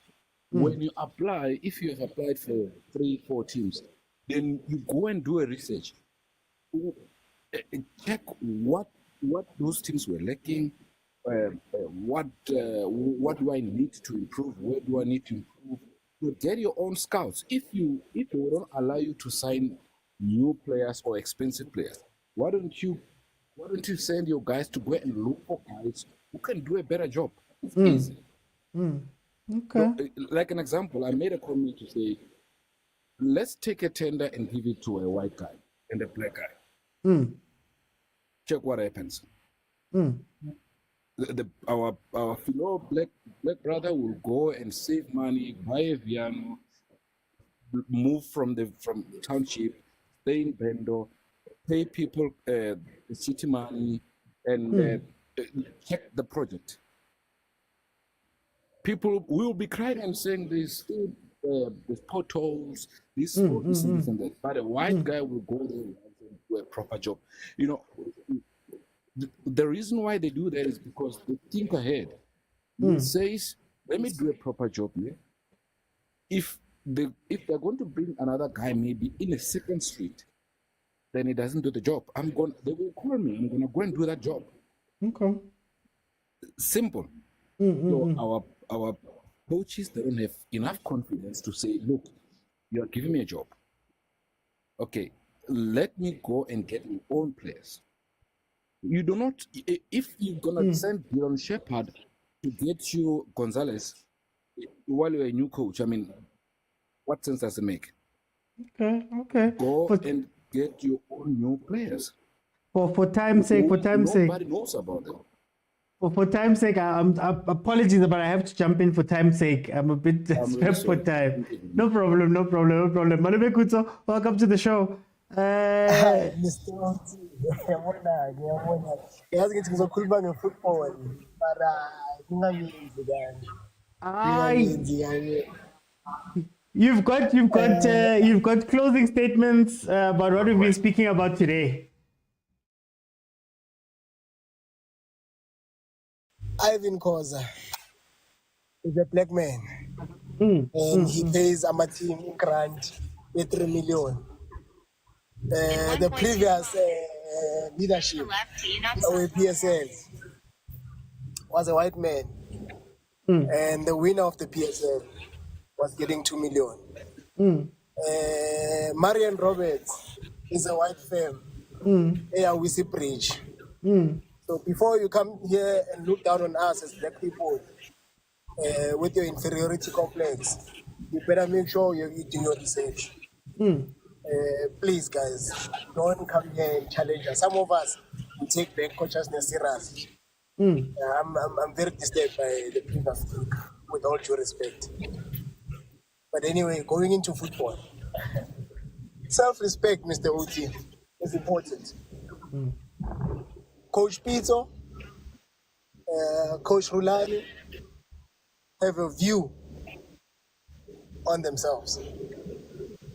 Before even winning one league, Coach Pitso already had his shoulders broad. Same goes for Coach Rulani. They understood who they are and they understood what they bring to the table. You understand? And they were willing to back themselves. And lo and behold, they actually could bring it to the table. You understand, Mr. Oti? So we have a coach like Coach.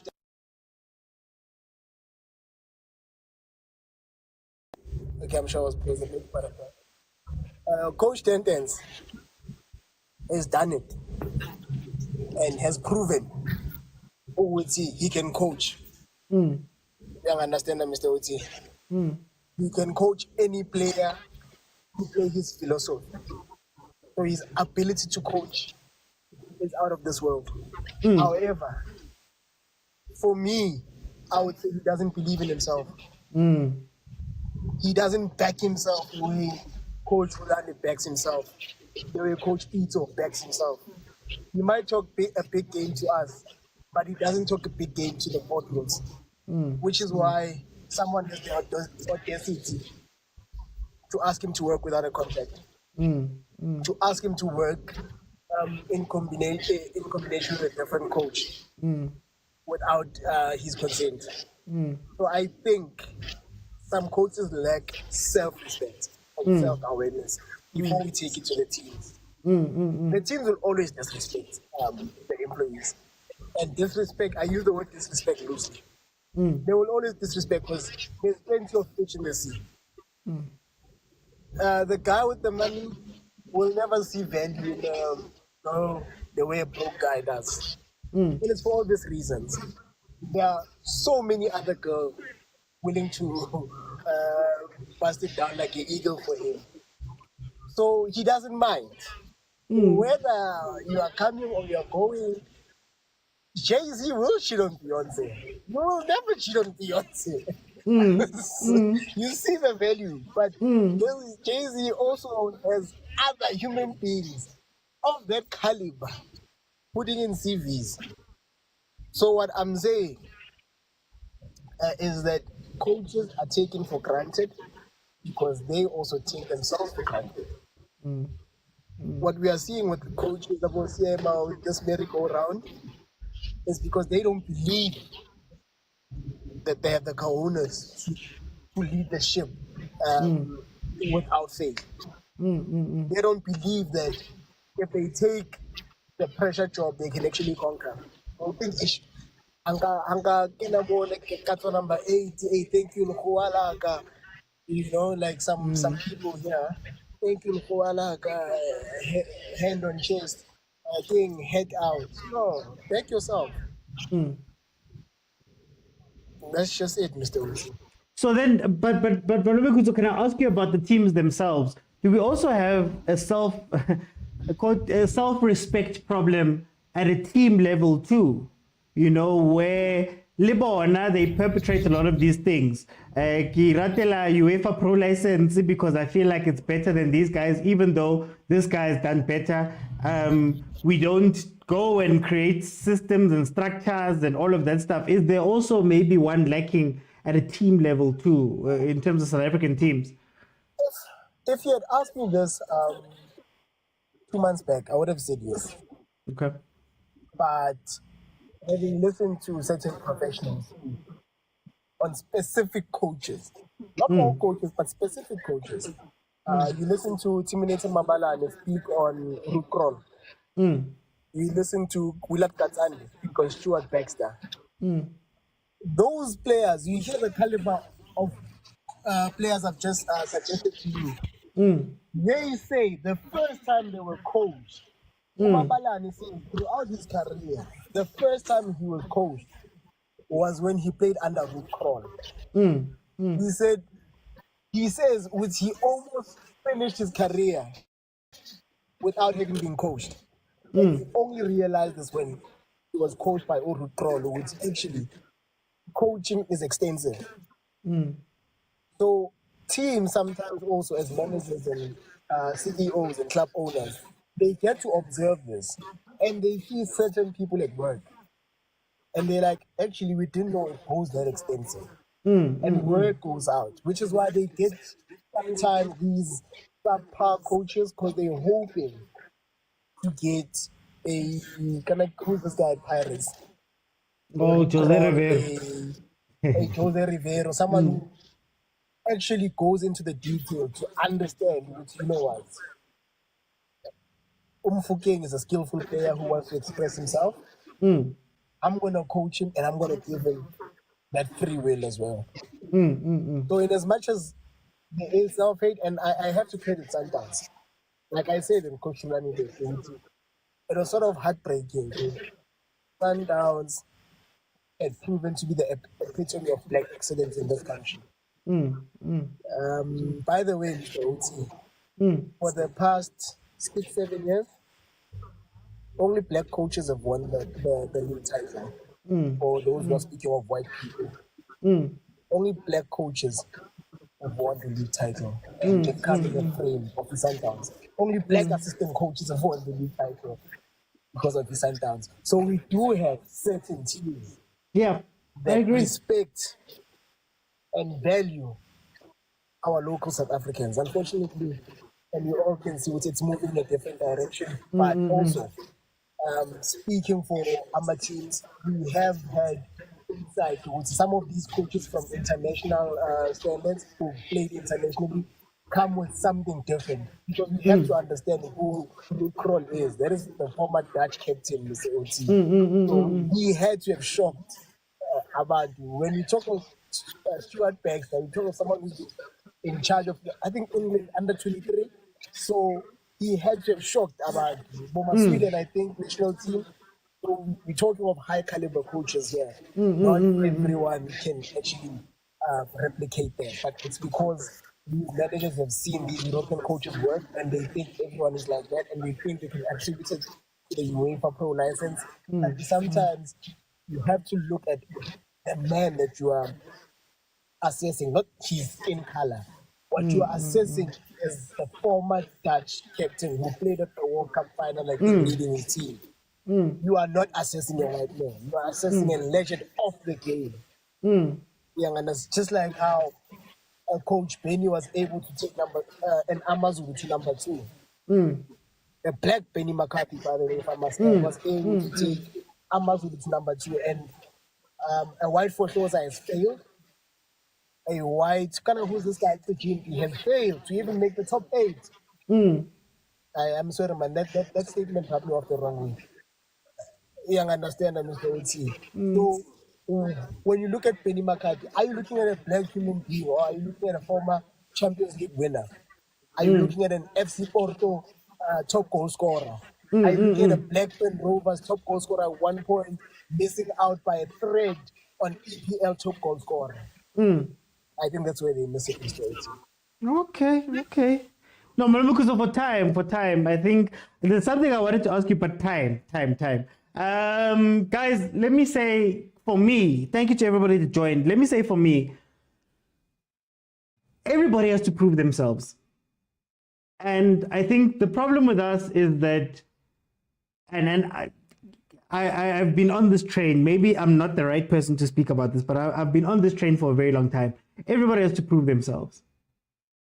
But we have this idea, that there's these coaches that are coming in that haven't done anything. We start rating people next to each other.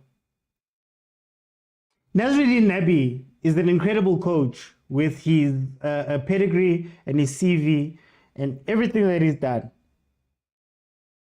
But how will we react if Nasruddin Nabi finishes 7th? And then I say Atazwane finished 5th. Why don't we put those things in the same bracket? Tantans has a trophy. He's actually got a Nedbank Cup trophy. Do you know how many coaches in the PSL don't have a trophy to their name? That already qualifies them to at least stand somewhere else within the experience of the league. But we look at him as Sam Allardyce. You call Tantans when your team is in trouble, when you head into relegation. You call Tantans when your coach that you brought in is not doing well. That's when you call him in. But nobody gives them the leeway to go, as in Tantans, because you've done 1, 2, and 3. Let's allow you to do 4 and 5. I use the example of Musa Nyatama. Musa Nyatama, you've come in and saved us on multiple occasions and done well at times. Why is it such a big stretch for me to go, you know what, Musa, take this season? Coach Siema, you've only been here for 4 months. You've taken this team from here and you've taken them to intercontinental football, to Africa. Why don't we say, as in Siema, jump in and let's let you continue with this job? I think my problem in this discussion is letting people continue with the job. Gavin Hunt, you've gotten us to the semi-finals of the CAF Champions League. We have our squabbles and you're asking for things from us. I'm going to give you the benefit of the doubt because you've done something that no other coach has been able to do. Well, few other coaches have been able to do. No other coach has been able to do outside of the Pirates and the Sundowns. You know what? We're giving you the reins. Benny McCarthy, you've taken us to second as the Amazul. You're asking me for more things so that you can take us further. I'm going to give you that. And my gripe becomes when you have those situations I've spoken about now, but then this UEFA Pro license coach, and not all of them are this, I'm not speaking about all of them, but comes into the country. He has not touched anything, but they've got the respect, they've got the players, they've got the transfers, they've got the control, they've got the backing of management. I think that's a very important one. I'm yet to hear Tim Sugazi waxing lyrical about 10 Malisel. Yet he's already told us about UEFA Pro licenses and how good they are and how everybody should be getting them and look for coaches, up your standards, all of that stuff. Now I'm a trophy. Loagana trophy just yet, but after all these years, you've given them control. On the team fronts, our teams also need to take accountability. I saw a comment here that said, our coaches don't take themselves seriously. How can you be fired by Chippa United 4 times? True. But you can also turn it around and ask the question, how can Chippa United go back to this guy 4 times? Whatever you're doing failed 4 times to the point where you had to go back to this guy. So then we have to ask about our teams and say, okay, guys, what do you guys do every day to try to take this team forward? When you guys are looking for a coach, how much time do you dedicate towards looking for the coach that can fit your team? How many of the teams actually know what they're looking for? Or is it also a situation where we're running at the last minute to try find a coach? Oh, 10 tens. Yo, 9 number 10 tens. Mfonele nabuye. Yo, now this other coach who's ban mfonele. Bring them back. Instead of, okay, guys, how do we go forward as a club? What do we do as a club? A lot of our teams don't have styles of play. A lot of our teams don't have patterns of transfers. Every time and it's okay. So we also have to look at our clubs when we talk about self-respect. And I'm not even saying that clubs need to go out and try win the league. All I'm saying is, what is your plan for the season? I know Sundowns' plan. I know Pirates' plan. I know Stellenbosch. I know Supersport. I know Cape Town City. 5 different teams with different things, but they've got a plan. And you know what's nice about a plan? Cape Town City, Stellenbosch haven't had to pay severance fees to coaches. Cheaper's probably down a lot, paying monies out to coaches because of their mistakes.